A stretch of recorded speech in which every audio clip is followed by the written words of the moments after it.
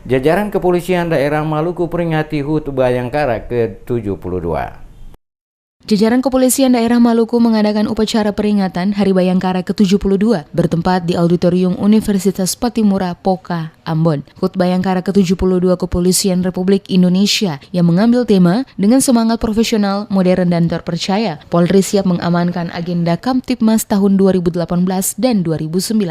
Bertindak sebagai Inspektur Upacara, Kapolda Maluku Andap Budi Revianto, dalam sambutannya Kapolda membacakan amanat Presiden, diantaranya memberikan apresiasi atas kerja dan tugas seluruh anggota Polri yang telah bekerja dalam mengamankan selama bulan suci Ramadan hingga Lebaran Idul Fitri berjalan dengan aman dan lancar. Selain itu juga selaku Presiden memberikan apresiasi bagi jajaran yang telah bertugas mengamankan jalannya pemilihan kepala daerah di 171 daerah di seluruh Indonesia berjalan dengan aman dan lancar. Di hari ulang tahun Bayangkara ke-72 ini juga ada kabar baik karena dunia internasional menempatkan Indonesia masuk dalam jajaran 10 negara teraman di dunia yang dikeluarkan oleh salah satu lembaga riset internasional. Saya juga menyampaikan apresiasi kepada anggota Polri yang telah bertugas di jalan-jalan raya untuk memastikan lalu lintas selama mudik Lebaran berjalan lancar.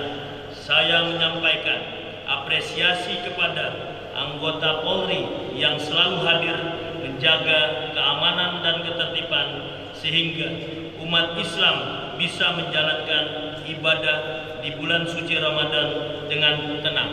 Saya juga menyampaikan apresiasi kepada anggota Polri yang bekerja keras agar penyelenggaraan pilkada serentak di 171 daerah bisa berjalan secara aman dan tertib.